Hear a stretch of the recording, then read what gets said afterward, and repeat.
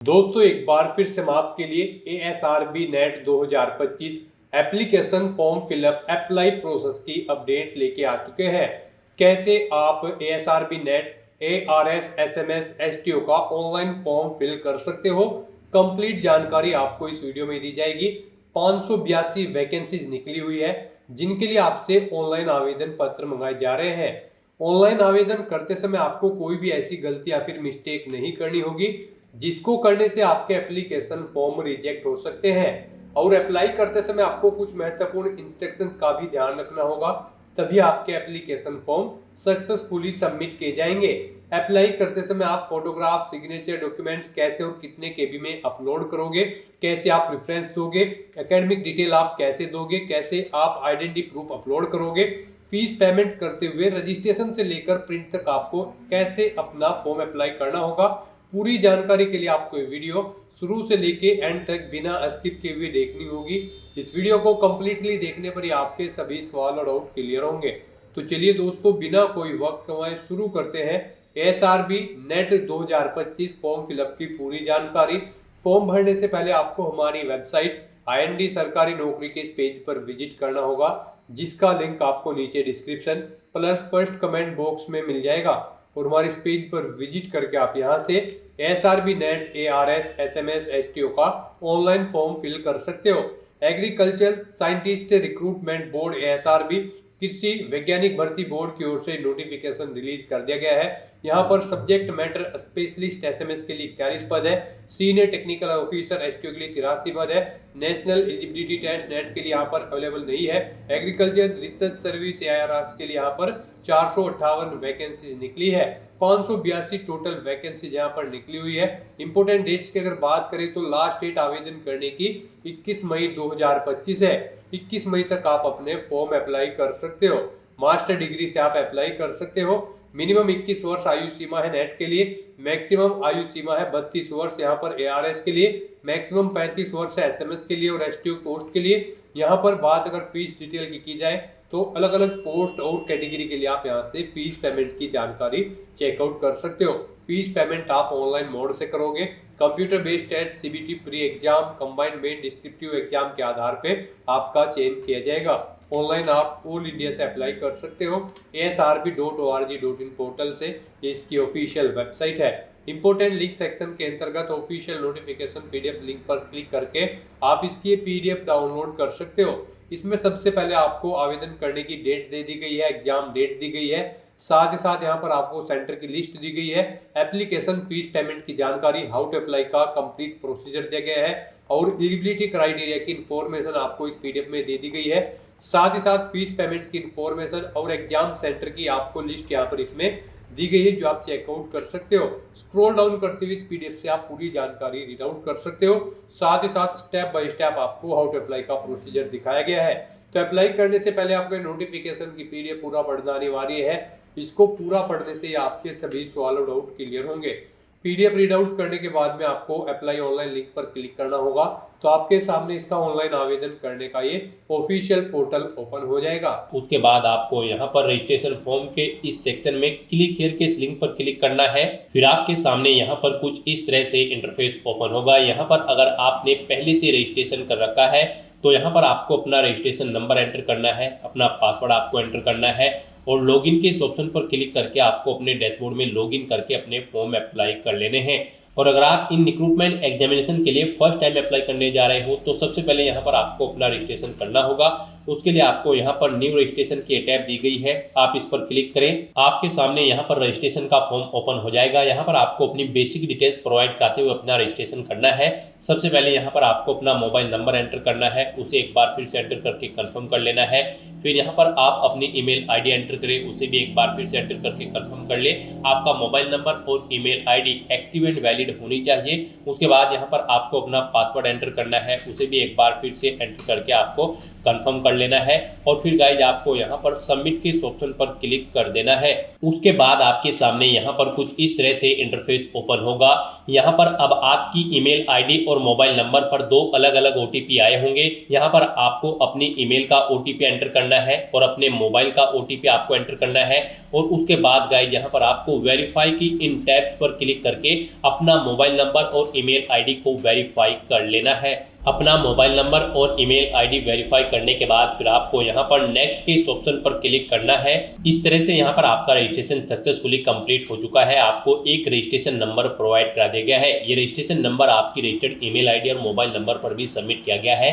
आपको इसे carefully note down करके रख लेना है फ्यूचर यूज के लिए। और यहाँ पर गाइस अब आपको go to part first click here के इस ऑप्शन पर क्लिक करना है।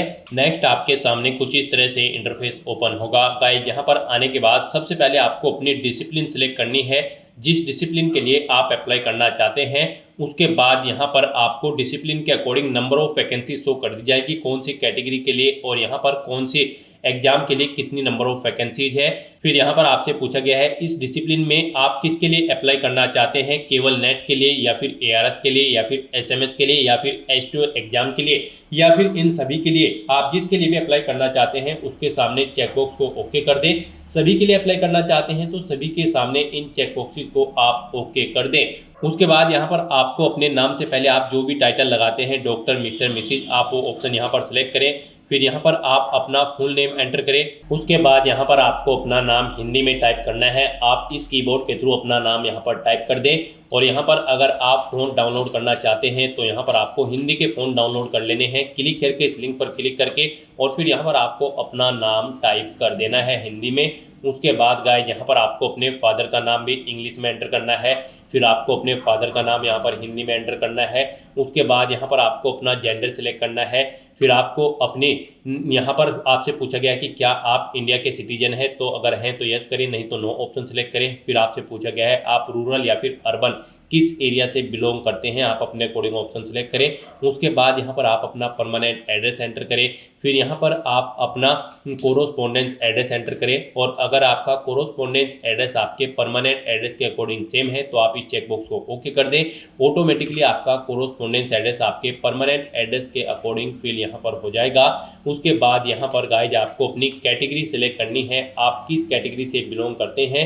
फिर यहाँ पर उसके बाद अगर आप रिजर्व कैटेगरी से बिलोंग करते हैं तो आपको अपना कैटेगरी सर्टिफिकेट नंबर देना है, कब वो इशू हुआ है, वो डेट, मंथ और ईयर आपको सिलेक्ट कर लेनी है। और अगर आप यहाँ पर PWBD कैंडिडेट हैं तो आप यस ऑप्शन सेलेक्ट करें और फिर अपनी PWBD का टाइप यहाँ पर सिलेक्ट करें और उसका सर्टिफिकेट नंबर दें। नहीं है तो आप नो ऑप्शन सेलेक्ट करें। अपनी डेट ऑफ बर्थ यहाँ पर आपको सिलेक्ट करनी है। फिर यहाँ पर आपसे पूछा गया है कि क्या आप एज में रिलैक्सेशन चाहते हैं, अगर चाहते हैं तो यस ऑप्शन सेलेक्ट करें और फिर यहाँ पर आप ऑप्शन सेलेक्ट करें किस कैटेगरी के अंतर्गत आप आते हैं जिससे आपको एज में रिलैक्सेशन दिया जाए, और नहीं चाहते हैं तो यहाँ पर आप नो ऑप्शन सेलेक्ट कर लें। इस तरह से अपनी ये सभी डिटेल्स फिल करने के बाद फिर आपको यहाँ पर सबमिट के इस ऑप्शन पर क्लिक कर देना है। इस तरह से यहाँ पर आपकी पार्ट 1 की डिटेल्स सक्सेसफुली सेव हो जाएगी। उसके बाद गाइस यहाँ पर अब आपको अगर कोई मिस्टेक नजर आ रही है तो आप एडिट के इस ऑप्शन पर क्लिक करके एडिट कर सकते हो अपनी कोई भी डिटेल। नहीं तो फिर यहाँ पर अब आपको गो टू पार्ट सेकंड के इस ऑप्शन पर क्लिक करना है। नेक्स्ट यहाँ पर आपको अपनी पोस्ट प्रेफरेंस देनी है। यहाँ पर आप जिस भी पोस्ट को फर्स्ट नंबर पर प्रेफरेंस देना चाहते हैं उसे फर्स्ट नंबर पर सिलेक्ट करें, जिसे सेकंड नंबर पर प्रेफरेंस देना चाहते हैं उसे आप यहाँ पर सेकंड नंबर पर सिलेक्ट कर लें। यहाँ पर आपकी डिसिप्लिन के अकॉर्डिंग आपको पोस्ट शो हो जाएंगी और आप अपने अकॉर्डिंग यहाँ पर अपनी पोस्ट की प्रेफरेंस सेट कर दें। उसके बाद आपको अपने एग्जामिनेशन सेंटर देने हैं कंप्यूटर बेस्ड टेस्ट के लिए। यहाँ पर भी आप अपनी चॉइस के अकॉर्डिंग प्रेफरेंस दें। जिस सेंटर को आप फर्स्ट नंबर पर रखना चाहते हैं उसे फर्स्ट नंबर पर सिलेक्ट करें, जिसे सेकंड पर या फिर थर्ड पर सिलेक्ट रखना चाहते हैं उसे आप यहाँ पर सीक्वेंस वाइज सेकंड और थर्ड पर सिलेक्ट कर लें। इस तरह से यहाँ पर आपको अपनी एग्जामिनेशन सेंटर की डिटेल देनी है। उसके बाद यहाँ पर आपको मेन एग्जाम सेंटर यहाँ पर सिलेक्ट करने हैं। 3 चॉइसेस यहाँ पर आपको दी गई है दोनों एग्जाम के लिए, प्री और मेन के। यहाँ पर आपको अपनी चॉइस के अकॉर्डिंग 3 एग्जामिनेशन सेंटर सेलेक्ट कर लेने हैं। उसके बाद यहाँ पर आपको अपना मीडियम ऑफ एग्जाम मेंस जो आपका एग्जाम होगा उसका क्वेश्चन पेपर का मीडियम सेलेक्ट करना है। आप इंग्लिश में क्वेश्चन पेपर चाहते हैं या फिर हिंदी में, आप अपने कोडिंग ऑप्शन सेलेक्ट करें और उसके बाद गाइस यहाँ पर आपको सबमिट के इस ऑप्शन पर क्लिक कर देना है।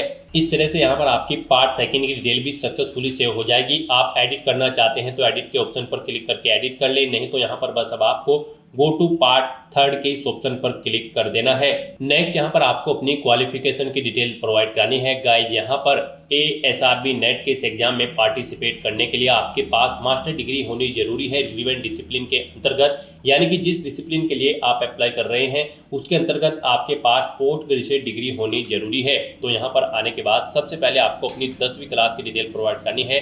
यहाँ पर आप अपनी डिवीजन सेलेक्ट करें, कौन सी आपकी डिवीजन आई है 10वीं में, फिर बोर्ड का नाम यहाँ पर आप दें, फिर यहाँ पर आप बताएं आपके जो मार्क्स थे वो OGPA में है या फिर CGPA में है या फिर परसेंटेज में। यहाँ पर आप अपने अकॉर्डिंग एंटर करें, परसेंटेज में अगर है तो यहाँ पर आप परसेंटेज एंटर करें।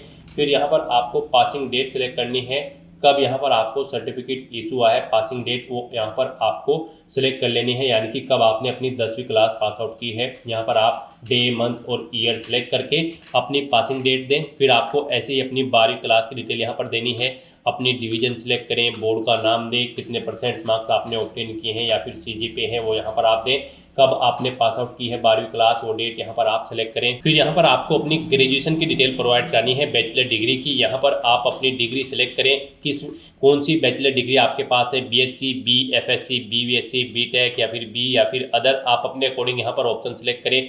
फिर यहाँ पर आप बताएं कौन सी डिवीजन आपकी है, इसमें आपकी ग्रेजुएशन में फर्स्ट, सेकंड या फिर थर्ड। उसके बाद यहाँ पर आपने अपनी बैचलर डिग्री किस में की है वो यहाँ पर आपको एंटर करना है, यूनिवर्सिटी का नाम सेलेक्ट करना है जिससे आपने अपनी बैचलर डिग्री कंप्लीट की है। फिर आपके मार्क्स यहाँ पर CGPA में है या फिर परसेंटेज में है वो यहाँ पर आप एंटर करें, कब आपने कंप्लीट की है वो डेट आप सेलेक्ट करें। फिर यहाँ पर आपके पास मास्टर डिग्री होनी जरूरी है इस एग्जाम में पार्टिसिपेट करने के लिए। तो यहाँ पर आपको अपनी मास्टर डिग्री की डिटेल देनी है। सबसे पहले यहाँ पर आपको सिलेक्ट करना है किस में आपने अपनी मास्टर डिग्री यहाँ पर कंप्लीट की है। उसके बाद यहाँ पर आपको बताना है आपकी फर्स्ट डिवीजन है मास्टर डिग्री में या फिर सेकंड या फिर थर्ड, आप अपने अकॉर्डिंग ऑप्शन सेलेक्ट करें। उसके बाद यहाँ पर आपसे पूछा गया है कि यहाँ पर आपने अपनी मास्टर डिग्री कंप्लीट कर ली है, अगर कर ली है तो यस करें, और अगर आप फाइनल ईयर में एप्टेड है तो यहाँ पर आप नो ऑप्शन सेलेक्ट करें।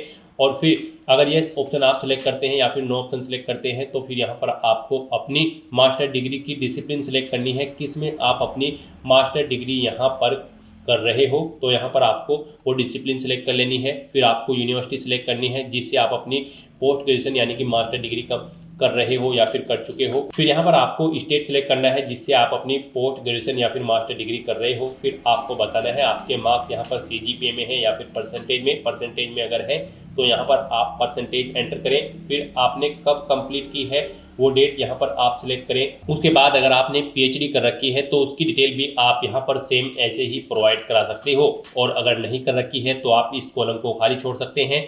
उसके बाद यहाँ पर आपसे पूछा गया है कि क्या यहाँ पर आप करंट में यानी कि प्रेजेंट में एम्प्लॉय हैं, अगर है तो यस करें और फिर उसकी डिटेल दें, जैसे कि डेजिग्नेशन यानी कि पोस्ट का नाम आपको देना है, कब से आप कार्य कर रहे हैं, कब तक आपने कार्य किया है, फुल एड्रेस यहाँ पर आपको एम्प्लॉय का देना है, और यहाँ पर आपको बताना है कि क्या आपका जो एम्प्लॉयमेंट है वो अंडर गवर्नमेंट या फिर ICR या फिर साइंटिफिक इंस्टीट्यूट के अंतर्गत आता है। तो यहाँ पर आपको अपनी एम्प्लॉयमेंट की डिटेल देनी है, और अगर आप एम्प्लॉय नहीं हो प्रेजेंट में, फिर यहाँ पर आपसे पूछा गया है कि क्या आपका कोई रिलेटिव ASRB या फिर ICAR में कार्यरत है, अगर है तो यस करें, नहीं तो नो ऑप्शन सेलेक्ट करें। फिर आपसे पूछा गया कि क्या आपको कभी ASRB या फिर ICAR या फिर किसी पब्लिक सर्विस कमीशन या फिर बोर्ड में बैठने से रोका गया है, इनके एग्जाम में बैठने से रोका गया है, अगर रोका गया है तो आप यस करें और फिर यहाँ पर उस बोर्ड का नाम दें, नहीं रोका गया है तो आप नो ऑप्शन सेलेक्ट कर लें। उसके बाद आपको डिक्लेरेशन सेक्शन में आना है, इस चेकबॉक्स को ओके करना है, और फिर गाइड यहाँ पर आपको ये कैप्चा कोड इस बॉक्स में एंटर कर देना है, और उसके बाद आपको सबमिट के इस ऑप्शन पर क्लिक कर देना है। इस तरह से यहाँ पर आपकी पार्ट 3 की सभी डिटेल सक्सेसफुली सेव हो जाएगी। अगर कहीं पर कोई मिस्टेक है तो आप एडिट के बटन पर क्लिक करके एडिट कर सकते हैं, नहीं तो यहाँ पर बस अब आपको गो टू पार्ट 4 के इस ऑप्शन पर क्लिक कर देना है। नेक्स्ट यहाँ पर आपको अपने आइडेंटिटी प्रूफ डॉक्यूमेंट अपलोड करने हैं। यहाँ पर आपको अपना recent passport size photo, signature, left thumb impression और अपना कोई ID प्रूफ जैसे कि Aadhaar card, driving license, PAN card, passport या फिर वोटर ID अपलोड करना है।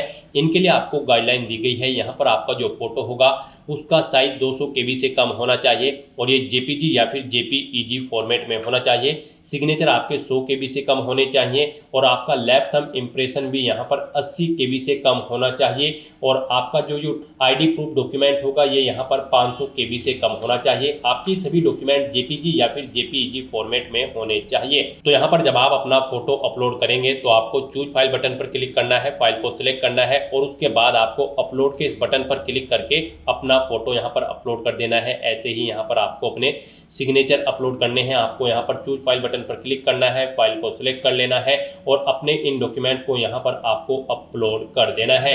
यहाँ पर जब आप अपना ID प्रूफ अपलोड करेंगे उसके लिए यहाँ पर आपको सबसे पहले सिलेक्ट करना है आप कौन सा ID प्रूफ यहाँ पर अपलोड करेंगे, आधार, ड्राइविंग लाइसेंस या फिर पैन कार्ड। और उसके बाद यहाँ पर आपको अपने ID प्रूफ का नंबर एंटर करना है और उसके बाद गाइस यहाँ पर आपको चूज फाइल के इस बटन पर क्लिक करना है और उसके बाद फिर आपको अपलोड के इस बटन पर क्लिक करके अपना ID प्रूफ यहाँ पर अपलोड कर देना है। इस तरह से यहाँ पर आपको 1 बाय 1 करके अपने चारों डॉक्यूमेंट यहाँ पर अपलोड कर देने हैं। इस तरह से अपने डॉक्यूमेंट अपलोड करने के बाद फिर आपको प्रीव्यू एप्लीकेशन फॉर्म के इस ऑप्शन पर क्लिक करना है। नेक्स्ट आपको आपके एप्लीकेशन फॉर्म का पूरा प्रीव्यू शो कर दिया गया है। आपको सभी डिटेल केयरफुली चेकआउट करनी है, पेज को नीचे स्क्रॉल डाउन करना है। कहीं पर कोई मिस्टेक है तो आप एडिट बटन पर क्लिक करके एडिट कर सकते हो, नहीं तो यहाँ पर बस अब आपको गो टू पार्ट 5 के इस ऑप्शन पर क्लिक कर देना है। नेक्स्ट यहाँ पर आपको अपना फीस पेमेंट करना है। आपको आपकी कैटेगरी और डिसिप्लिन के अकॉर्डिंग फीस का अमाउंट यहाँ पर शो कर दिया जाएगा।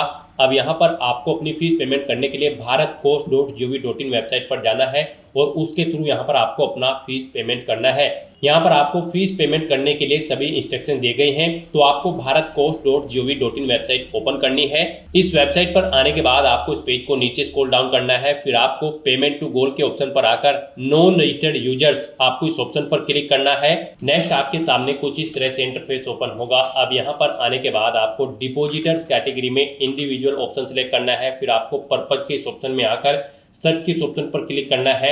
यहाँ पर आपको मिनिस्ट्री में एग्रीकल्चर ऑप्शन सेलेक्ट करना है। फिर आपको पर्पज में एग्जामिनेशन टाइप करना है। फिर आपके सामने examination certificate fees for ARS NET STO FAO AO option आ जाएगा। आपको इसे सिलेक्ट कर लेना है और उसके बाद आपको सर्च के ऑप्शन पर क्लिक करके आपको यहाँ पर ये शो कर दिया जाएगा। आपको यहाँ पर ये ऑप्शन सेलेक्ट करना है examination certificate fee for ARS NET STO FAO AO। आपको इस लिंक पर क्लिक करना है। उसके बाद यहाँ पर आने के बाद फिर आपको आपकी मिनिस्ट्री और पे एंड अकाउंट ऑफिस का PO ऑटोमेटिकली सिलेक्ट मिल जाएगा। अब यहाँ पर आपको फीस का अमाउंट एंटर करना है। जितनी फीस आपके यहाँ पर आपको शो की गई है, यहाँ पर आप जब फीस पेमेंट के लिए आए थे तो यहाँ पर आपको आपकी कैटेगरी और डिसिप्लिन के अकॉर्डिंग फीस पेमेंट का अमाउंट शो किया गया है। आपको ये अमाउंट यहाँ पर एंटर करना है। उसके बाद यहाँ पर गाइस आपको रिमार्क्स एंटर कर देना है और फिर आपको ये कैप्चा कोड यहाँ पर एंटर करना है और उसके बाद आपको ऐड के ऑप्शन पर क्लिक कर देना है। नेक्स्ट आपके सामने कुछ इस तरह से इंटरफेस ओपन होगा। अब यहाँ पर आकर आपको नेक्स्ट के ऑप्शन पर क्लिक कर देना है। नेक्स्ट यहाँ पर आपको डिपोजिटर की डिटेल यानी कि अपनी डिटेल प्रोवाइड करनी है। यहाँ पर आपको सबसे पहले अपने नाम से पहले आप मिस्टर या मिसेज जो भी लगाते हैं ऑप्शन सेलेक्ट करें, अपना नाम यहाँ पर एंटर करें, अपना एड्रेस यहाँ पर एंटर करें। फिर यहाँ पर आप अपनी कंट्री सिलेक्ट करें, स्टेट सिलेक्ट करें, डिस्ट्रिक्ट सिलेक्ट करें, अपना पिन कोड या फिर जिप कोड यहाँ पर दे, TN नंबर या फिर TIN नंबर है तो वो आप एंटर कर सकते हैं। अपना मोबाइल नंबर आपको यहाँ पर एंटर करना है, अपनी ईमेल आईडी देनी है और फिर यहाँ पर आप ऑनलाइन पेमेंट करना चाहते हैं या फिर स्विफ्ट या फिर NEFT RTGS आप जो भी जिसके थ्रू भी फीस पेमेंट करना चाहते हैं यहाँ पर आप ऑप्शन सेलेक्ट करें। स्विफ्ट NEFT RTGS ऑप्शन अगर आप सिलेक्ट करते हैं तो फिर यहाँ पर आपको अपना यूजर नेम और पासवर्ड देना है। सबमिट के बटन पर क्लिक करना है। अपना बैंक अकाउंट नंबर यहाँ पर आपको देना है, बैंक का नाम सेलेक्ट करना है, उसका IFSC कोड देना है और सबमिट टू वैलिडेट अकाउंट पर क्लिक करते हुए यहाँ पर आपको अपना फीस पेमेंट करना होगा। और यहाँ पर आपके लिए ऑनलाइन पेमेंट बेस्ट ऑप्शन रहेगा, आप इसे सिलेक्ट करें और फिर गाइस आप यहाँ पर नेक्स्ट के इस ऑप्शन पर क्लिक कर दें। फिर आपने पीछे जो डिटेल प्रोवाइड कराई है उसका पूरा प्रीव्यू यहाँ पर आपको शो कर दिया गया है। यहाँ पर कोई मिस्टेक है तो आप बैक बटन पर क्लिक करके एडिट कर सकते हैं और अगर सभी चीज़ें ओके हैं तो यहाँ पर बस अब आपको कंफर्म के इस ऑप्शन पर क्लिक करना है। नेक्स्ट आपके सामने कुछ इस तरह से इंटरफेस ओपन होगा। अब यहाँ पर आपको ऑप्शन सेलेक्ट करना है, आप net banking, debit card, credit card या फिर UPI किसके थ्रू अपना फीस पेमेंट करना चाहते हैं।